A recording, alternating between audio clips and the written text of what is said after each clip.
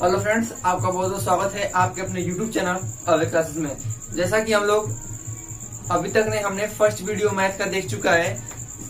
इस वीडियो में हम देखने वाले हैं संख्या पद्धति के बारे में। एक बार हम आपको फिर से बता दें कि ये सेशन अर्थात ये वीडियो जो आप देख रहे हैं वे नवोदय विद्यालय के एंट्रेंस एग्जाम कक्षा 6 वालों के लिए है। सो प्लीज जो भी कक्षा 6 वाले विद्यार्थी हो वो अवे क्लासेस यूट्यूब चैनल से जुड़ जाइए और अपने प्रवेश परीक्षा को बेहतर से बेहतर बनाने का प्रयास कीजिए। आज हम लोग डिस्कस करने वाले हैं जो फर्स्ट वीडियो में हम लोगों ने पढ़ा था, अंक से स्टार्ट किया था और अभाज्य संख्या तक पहुंचे थे। अब उसके आगे हम नेक्स्ट कुछ ऐसे महत्वपूर्ण संख्या पे आधारित प्रश्नों को देखने वाले हैं। अभी तक हम लोगों ने डे फर्स्ट में देखा था अंक, उसके बाद प्राकृतिक संख्या, पूर्ण संख्या, फिर उसके बाद हम लोगों ने देखा था पूर्ण के बाद हम लोगों ने देखा था अभाज्य संख्या, भाज्य संख्या, सम संख्या, विषम संख्या। अब बारी आती है जिसके बाद आता है परिमेय संख्या।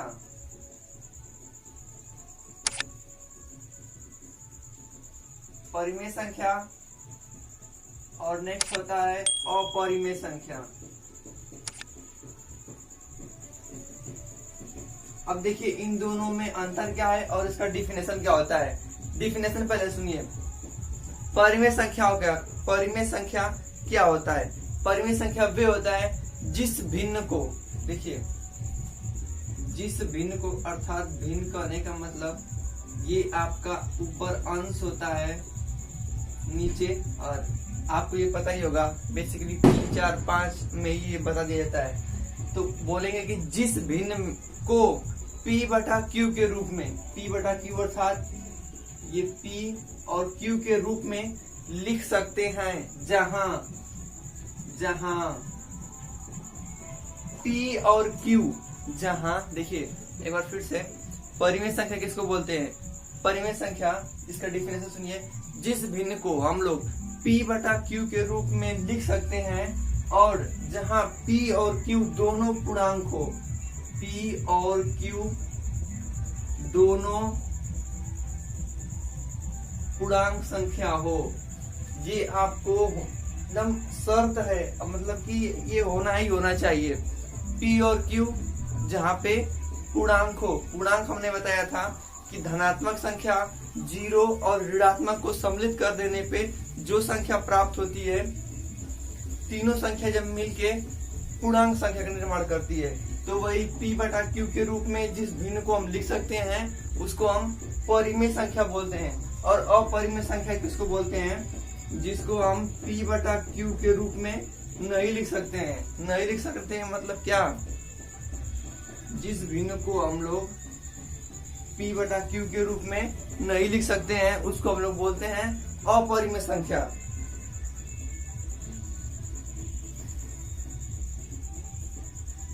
या फिर इसको ये भी बोलते हैं कि जिन संख्याओं का पूर्ण रूप से वर्गमूल नहीं ज्ञात कर सकते वे आपका होता है अपरिमेय संख्या। देखिए जैसे ये संख्याएं हुई तो इनका हम वर्गमूल जब निकालेंगे तो दशमलव में प्राप्त होगा, दशमलव में। तो इस प्रकार से ये अपरिमेय संख्या होंगी। और परिमेय संख्या किसको बोलते हैं? जैसे देखिए परिमेय संख्या में जैसे परिमेय संख्या क्या होगा? 2, 3, -3, -5, 8/2, 5/4 ऐसे डॉट डॉट करते हुए ये देखिए अपरिमेय संख्या में एक पाई होता है। तो इस प्रकार से रहे। जैसे देखिए क्या होता है, अपरिमेय संख्या को P बटा Q के रूप में नहीं लिख सकते क्योंकि देखिए ये कर्णी में 3 है, तो इसको हम जब भी इसका वर्गमूल निकालते हैं तो 1.732 होता है। तो ये दशमलव के रूप में है ना, इस प्रकार से ये नहीं होगा क्योंकि ये भिन्न के रूप में P बटा Q के रूप में नहीं लिख सकते हैं, इसलिए ये अपरिमेय संख्या बोलते हैं। और आपको एक विशेष नोट करके लिखना होगा। नोट पाई एक अपरिमेय संख्या है। पाई एक अपरिमेय संख्या है। देखिए पाई का मान होता है 22/7। आप सबको पता होगा, नहीं पता होगा तो लिख सकते हैं कि ये जो पाई है, देखिए पाई ऐसे बनाते हैं, ये ऊपर से हमारा ए लगा है पाई, ये पाई बोलते हैं। ये जो पाई है इसका मान 22/7 है। यहाँ पे ध्यान देने वाली बात ये है कि देखिए जब कोई पाई पूछेगा आपसे तो ये अपरिमेय संख्या होगी, और जब 22/7 कोई पूछेगा तो ये आपका परिमेय संख्या होगी। ये आपको नोट में लिखना होगा कि पाई एक अपरिमेय संख्या है और 22/7 जबकि परिमेय संख्या है। इस प्रकार से ये दोनों रहे, आपको समझ में आ गया होगा कि परिमेय संख्या किसको बोलते हैं और अपरिमेय संख्या बोलते हैं किसको बोलते हैं। नोट करना तो कुछ नोट कर सकते हैं। संख्याओं के बारे में संपूर्ण अध्ययन कर लिया। अब इसके बाद नेक्स्ट हेडिंग आती है प्रतिलोम। प्रतिलोम क्या होता है? प्रतिलोम अर्थात विलोम बोल सकते हैं, विलोम ही बोलते हैं इसको। प्रतिलोम दो प्रकार का होता है। एक होता है आपका योगात्मक प्रतिलोम, योगात्मक प्रतिलोम। एक होता है आपका गुणात्मक प्रतिलोम। इसको और नाम से हम देखें, योगात्मक प्रतिलोम या फिर संयोजी प्रतिलोम, संयोजी प्रतिलोम।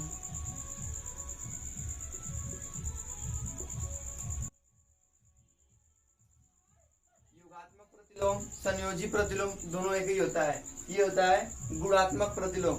अब देखिए इनके अंतर्गत होता क्या है, अब देखिए ध्यान से, ध्यान दीजिए इधर। क्या होता है कि योगात्मक प्रतिलोम किसे को बोलते हैं? तो देखिए योगात्मक प्रतिलोम वे संख्या होती है जो दी हुई संख्या में जोड़ देने पे या फिर घटा देने पे उसका मान 0 आ जाता है। तो जो संख्या हम लोगों ने जोड़ा या घटाया उसको ही बोलते हैं योगात्मक प्रतिलोम। उस संख्या का योगात्मक प्रतिलोम बोलते हैं। जैसे विकल्प से जैसे समझिए, आपसे प्रश्न में पूछेगा और ऐसे प्रश्न पेपर में आते भी हैं। जैसे आपसे पूछ दे कि 5 का योगात्मक प्रतिलोम, योगात्मक प्रतिलोम क्या होगा?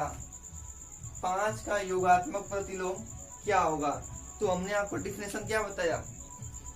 योगात्मक प्रतिलोम किसको बोलते हैं? कि दी हुई संख्या में, ये 5 आपके देखिए संख्या दी हुई है, तो दी हुई संख्या में जब हम किसी दूसरी संख्या को जोड़ते अथवा घटाते हैं तो उसका आंसर जो होता है योगफल 0 प्राप्त हो जाए, तो जो संख्या को हमने घटाया या फिर जोड़ा उसको इस संख्या का, अर्थात जो संख्या दी हुई है तो इस संख्या का योगात्मक प्रतिलोम बोलते हैं। तो हम कैसे ज्ञात करेंगे? ये 5 है, अब हम यहाँ पे क्या करेंगे, क्या घटाएंगे कि इसका आंसर 0 आ जाएगा। तो आप सबको पता ही होगा कि 5 घटाएंगे तो 0 आ जाएगा। तो कहने का मतलब ये है कि जो संख्या दी हुई है उसी के आगे बस माइनस चिन्ह करके लिख देंगे तो वो हमारा योगात्मक प्रतिलोम प्राप्त हो जाएगा। समझे? योगात्मक प्रतिलोम, जिस संख्या का योगात्मक प्रतिलोम पूछेगा उस संख्या के पहले माइनस लगा देंगे, तो इस प्रकार से हमारा वो योगात्मक प्रतिलोम उस संख्या का निकल जाएगा। तो इसका आंसर क्या हो जाएगा? -5। क्योंकि परिभाषा में हमसे दिया है कि वे संख्या, योगात्मक प्रतिलोम ज्ञात करने के लिए जो संख्या, किसी संख्या में जब हम किसी अन्य संख्या को जोड़ते अथवा घटाते हैं तो योगफल 0 प्राप्त हो जाए, तो जो संख्या हमने जोड़ा उसको ही बोलते हैं योगात्मक प्रतिलोम। अब कोई पूछ दे कि यदि मान लीजिए सब पहले ही से दे दे योगात्मक प्रतिलोम क्या होगा, योगात्मक प्रतिलोम क्या होगा, तो भाई साहब देखिए हम परिभाषा में क्या जानते हैं, जब हम किसी संख्या को दूसरी संख्या में जोड़ते अथवा घटा देते हैं तो अब हम इसमें क्या करेंगे, इसमें तो घटाएंगे है नहीं, क्योंकि घटाएंगे तो ये -28 है और -28 फिर इसमें घटाएंगे तो -56 हो जाएगा। तो अब इसमें हम जोड़ेंगे, क्या जोड़ेंगे, ये चिन्ह देख रहे हैं ना, इस चिन्ह के विपरीत चिन्ह अगर हम यदि यहाँ पर लिख देंगे तो इसका योगात्मक प्रतिलोम निकल जाएगा। -28 का योगात्मक प्रतिलोम 28। क्यों? क्योंकि -28 आपका पहले से, यदि इसमें हम +28 करेंगे तभी तो हमको आंसर 0 प्राप्त होगा। किसी भी प्रकार से जो हमको 0 लाना ही लाना है, तो 0 कैसे लाएगा, खुद से संख्या में से खुद को घटा देने पे 0 प्राप्त हो जाएगा। ये बात रही आपका योगात्मक प्रतिलोम, समझ में आ गया होगा। अब बढ़ते हैं अपने गुणात्मक प्रतिलोम क्या होता है।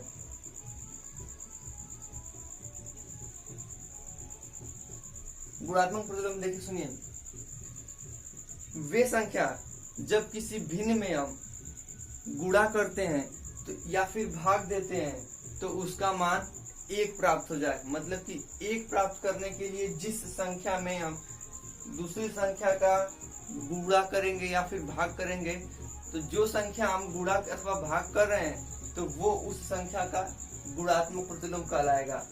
प्रश्न देखिए कैसे पूछेगा आपसे पूछेगा 2/5 का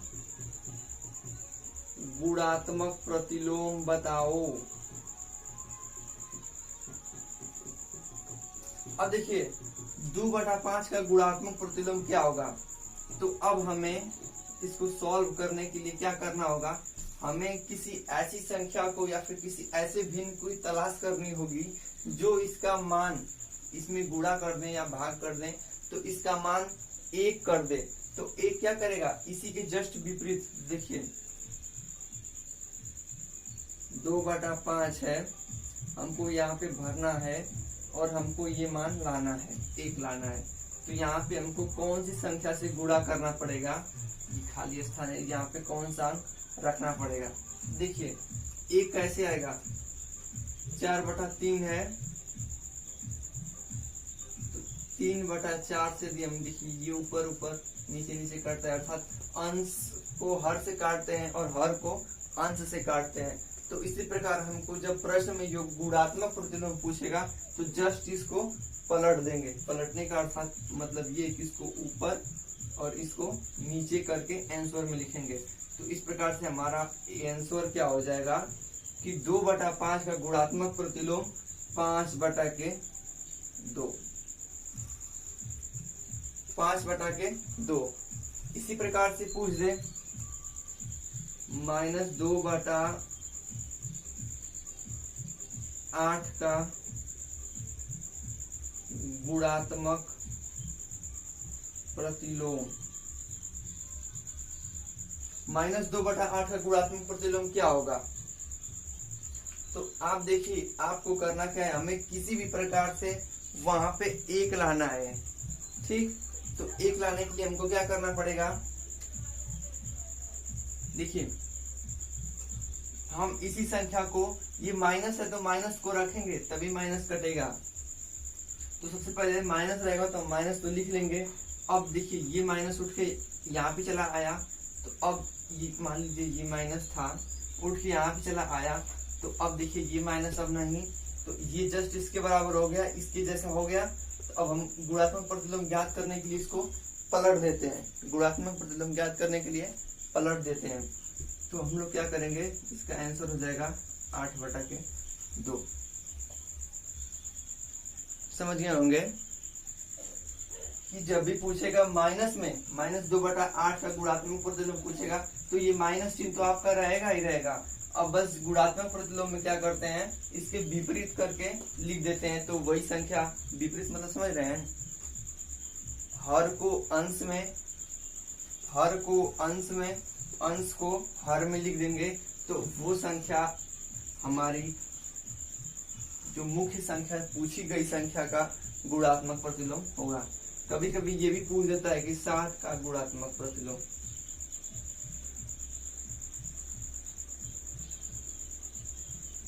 तो आप कंफ्यूज हो जाएंगे कि 7 का, तो जी हाँ 7 में ये देखिए ये सभी संख्या के नीचे बटा में 1 होता है ना, इसी प्रकार यदि बस आपको इतना दे दे तो आप क्या करेंगे, आप जस्ट इसको घबराना नहीं था, थोड़ी भी नहीं घबराना है आपको दे दे 7 का गुणात्मक प्रतिलोम क्या होगा, तो जस्ट आपको 1/7, क्योंकि कोई संख्या दी हुई है तो उसके जस्ट बटा में तो 1 होता है।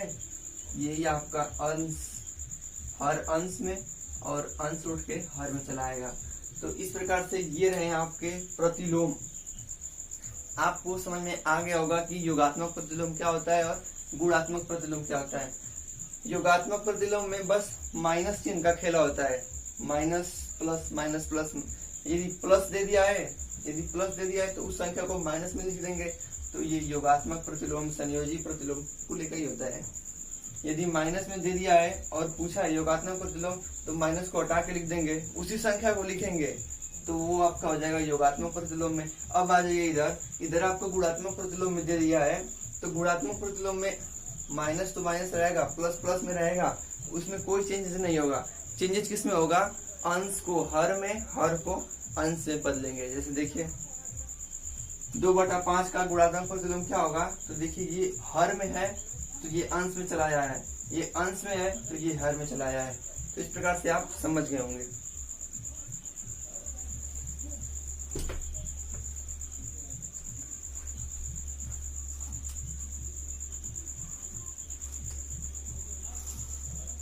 अभी तो आपको कंसेप्ट वाइज हम क्लियर कराते चल रहे हैं कि इस टॉपिक के अंतर्गत क्या होता है, इस टॉपिक के अंतर्गत क्या होता है। जब ये टॉपिक पूरे कंप्लीट हो जाएंगे तब आपके एकदम सीरियल नंबर से आपको सभी टॉपिक वाइज पे कम से कम 5 ऐसे प्रश्न करवाए जाएंगे जो परीक्षा के आव्यू से बहुत इम्पोर्टेंट होंगे। अब देखिए, अब बारी आती है, एक होता है निरपेक्ष मान।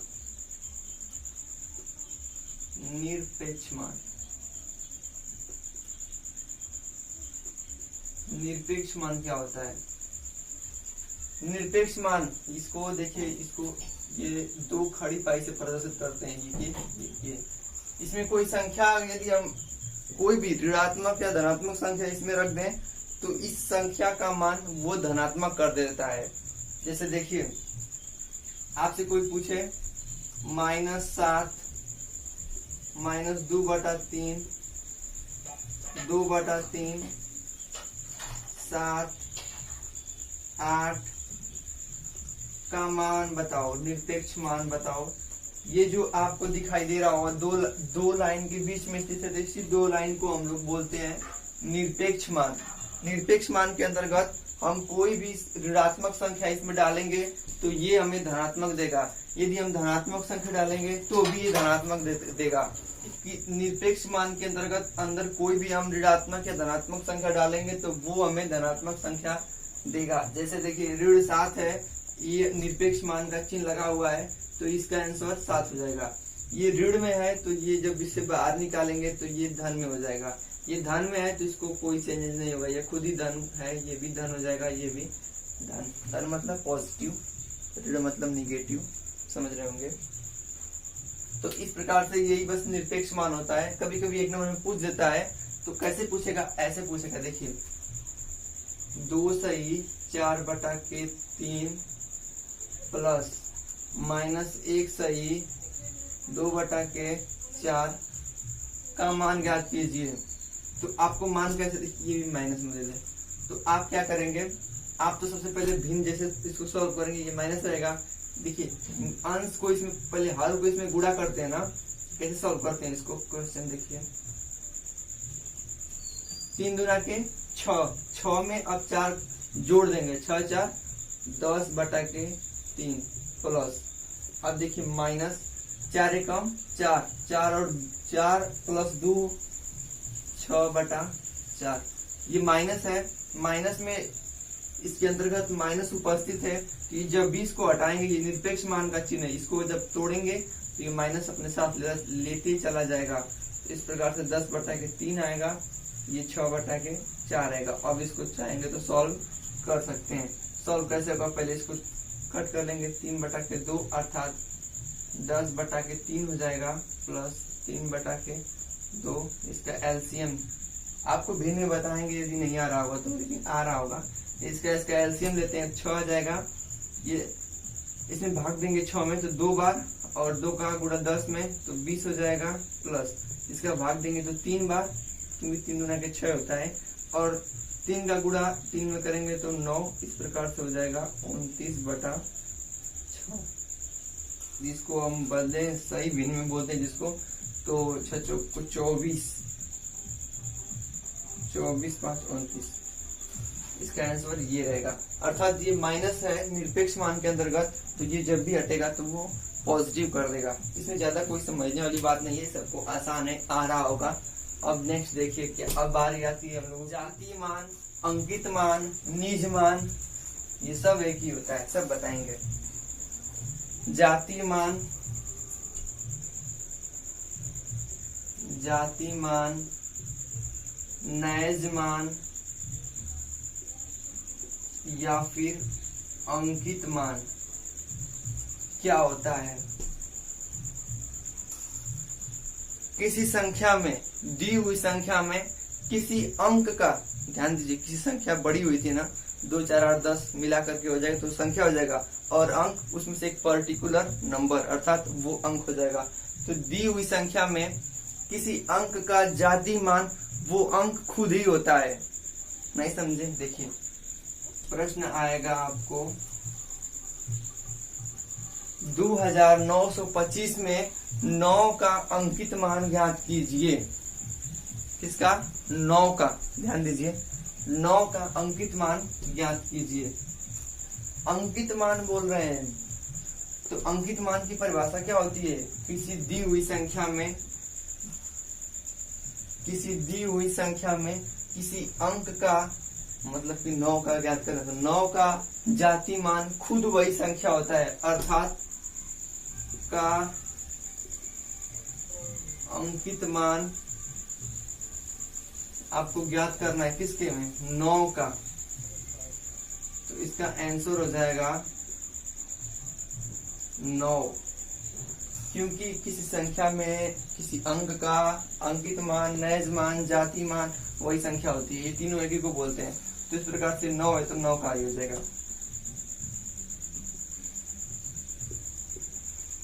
में 5 का अंकित नैज मान बताइए। नैज मान, नैज मान क्या होगा? आंसर हो जाएगा 5, क्योंकि 5 का नैज मान ज्ञात करना है तो वही संख्या हो जाएगी। अंकित मतलब छपा हुआ, कि जो छपा हुआ है, इस प्रकार समझ सकते हैं कि अंकित होता है ना, हिंदी में अंकित किसको बोलते हैं? अंकित मूल्य एक प्रकार से होता है ना, वही छपा हुआ प्राइस या छपा हुआ मूल्य वही हो जाएगा अंकित मान। अर्थात जो किसी संख्या का जो मान है इसमें, वही संख्या 9 है, 9 को ज्ञात करना है तो 9 हो जाएगा। 5 है, 5 को ज्ञात करना है तो 5 हो जाएगा। इस प्रकार से रहा नैज मान। अब बारी आती है स्थानीय मान की, जो सबसे महत्वपूर्ण होता है। स्थानीय मान क्या होता है? किसी संख्या में किसी अंक का स्थानीय मान ज्ञात करने के लिए वो जो अंक जिस स्थान पर स्थित है उसका स्थानीय मान ज्ञात करना होता है। कैसे? ये संख्या दी हुई है, आपको इसमें बोल दे में 6 का स्थानीय मान ज्ञात करना है, तो हम क्या बोल रहे हैं? देखिए कोई संख्या दी हुई है, पहले इसको छोड़िए, ABCD में स्थानीय मान ज्ञात करना है सबका। तो D में ये देखेंगे, देखिए इकाई है, ये दहाई है, सैकड़ा, हजार। आपको पता है कि इकाई जब इकाई स्थान पे, जब देखिए कोई संख्या इकाई स्थान पे हो तो संख्या गुणे 1 करेंगे। कोई संख्या दहाई स्थान पे हो तो संख्या गुणे 10 करेंगे। कोई संख्या ये सैकड़ा स्थान पे है तो वो संख्या गुणे 100 करेंगे, तब उसका स्थानीय मान ज्ञात हुआ। कोई संख्या 1000 स्थान पे हो तो वो जो संख्या जो 1000वें स्थान पे है वो गुणे 1000 करेंगे। एक प्रकार से आप ये भी समझ सकते हैं कि जो संख्या है उसमें 1000 के स्थान पे होगा तो 1000 से गुणा करके लिखेंगे। या फिर इसको देखिए, सबसे पहले कोई संख्या दी हुई होती है तो हम जब भी हमको सबका ज्ञात करना हो, एकदम सबका, तो क्या करेंगे, स्थानीय मान, सबसे पहले इकाई स्थान उठाएंगे, वो उस संख्या को लिख देंगे, गुणे 1 लिखेंगे। ये इतना काम सबको सब में करना होगा। अब इसके बाद देखेंगे कि ये जो संख्या है, इसके दाहिने तरफ कितनी अंक है, इसके दाहिने तरफ कितनी अंक है, कोई अंक नहीं है इस प्रकार, इसलिए 1 लिख के छोड़ देंगे, 1 हो जाएगा। अब देखिए सी का ज्ञात कीजिए, संख्या गुणे 1, सब में करना है, संख्या गुणे 1 आप सब में करेंगे। अब उसके बाद क्या करेंगे, इस संख्या के दाहिने तरफ देखिए ऐसे हो जाए तो ये दायां हाथ है, तो इस संख्या के दाहिने तरफ, इस संख्या के दाहिने तरफ कितनी संख्या है, जितनी संख्या होगी उतना शून्य 1 के बाद लिखेंगे। सी है, सी लिख दिए और 1 लिखे ही है। इसके बाद एक संख्या है इसलिए 1 0,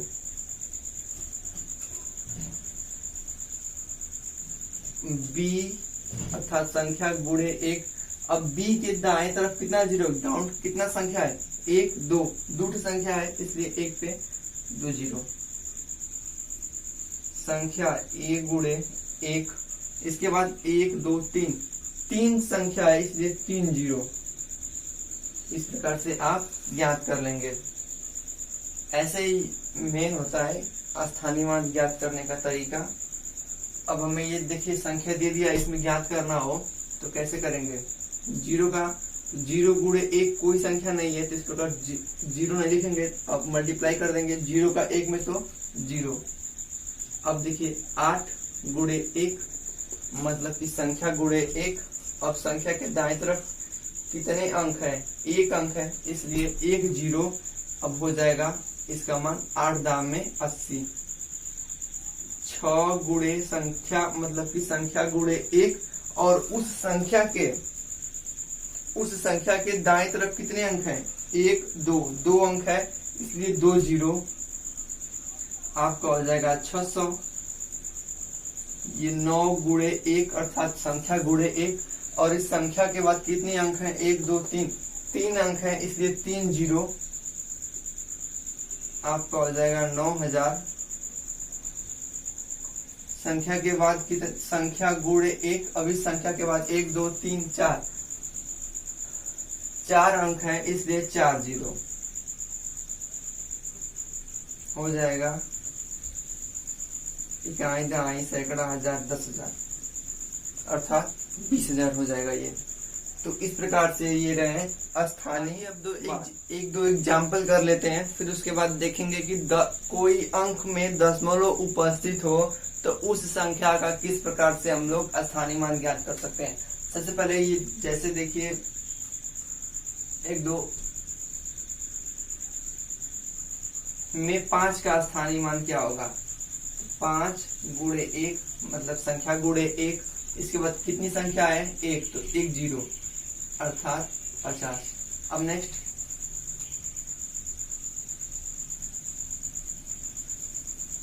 में 0 का स्थानीय मान कितना होगा, संख्या गुणे 1 सब में करना है, संख्या गुणे 1 आपको सब में करना है।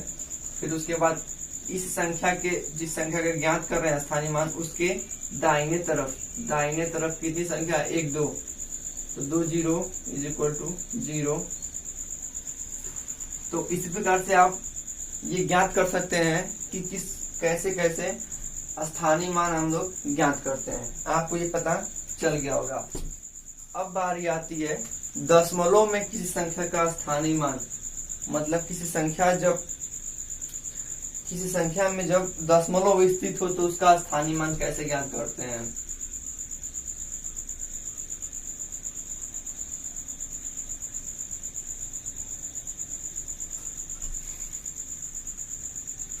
ये टाइप 2 है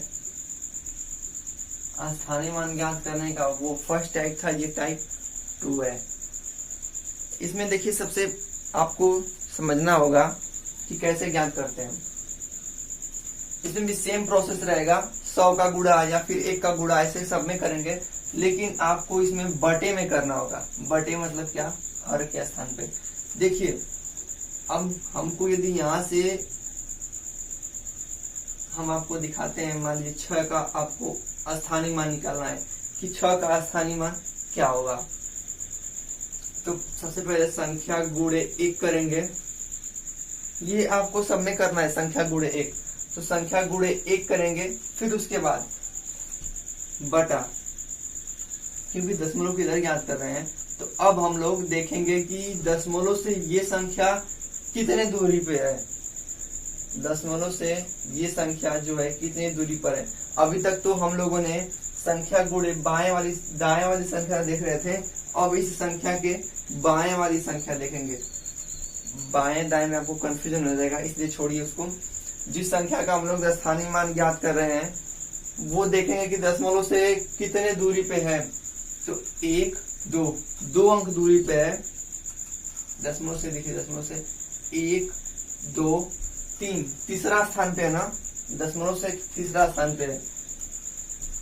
इसका देखिए ध्यान दीजिए, दशमलव से ये संख्या कितनी दूरी पर है, 1 2 3 3 स्थान दूरी पर है, इसलिए 1 पे 3 जीरो। तो इस प्रकार से ज्ञात हो जाएगा 6 बटा के 1000। तो इस प्रकार से हो जाएगा हमारा 0 0 6, क्योंकि नीचे 3 जीरो इसलिए ऊपर 3 जीरो।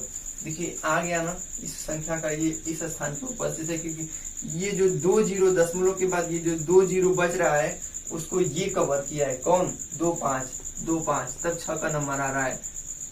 इस प्रकार से इसका ये रहे। अब इसी में कोई पूछ दे नेक्स्ट प्रश्न में, आपको ज्ञात करना है 4 का स्थानीय मान। ये दशमलव में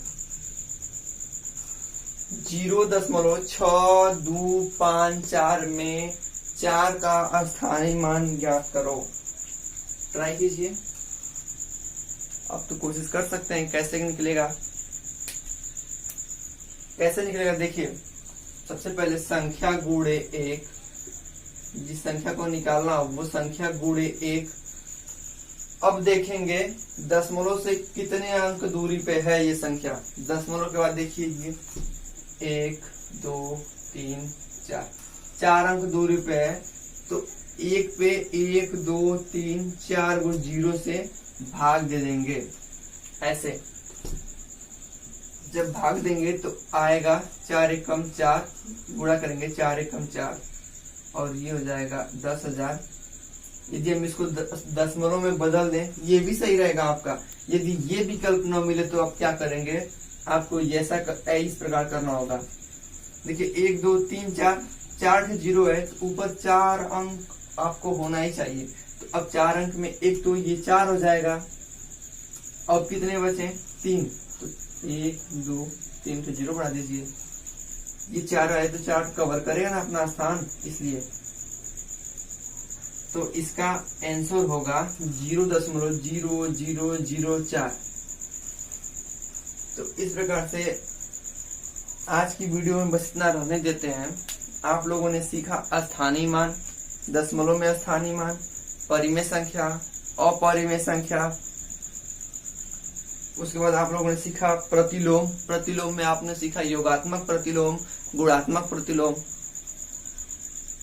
अब मिलेंगे नेक्स्ट क्लास में नेक्स्ट वीडियो के साथ। अब हम लोग का होगा चैप्टर 2। चैप्टर 2 में अब हम लोगों को पढ़ना होगा प्राकृतिक संख्या है तो आपको बड़ी से दे देगी संख्या, मतलब कि 1 से 20 तक संख्या 1 2 3 4 5 6 7 8 9 10 ऐसे 20 तक दे दे। अब उसको काउंट करना होगा, आपको आंसर ज्ञात करना होगा मात्र 1 मिनट के अंदर। कैसे ज्ञात करेंगे उसके लिए सूत्र होता है, बताएंगे उसको। अब नेक्स्ट क्लास में वेट कीजिए। ये आपका सेकेंड क्लास था, अब नेक्स्ट क्लास तीसरे में होगा। तब तक के लिए धन्यवाद।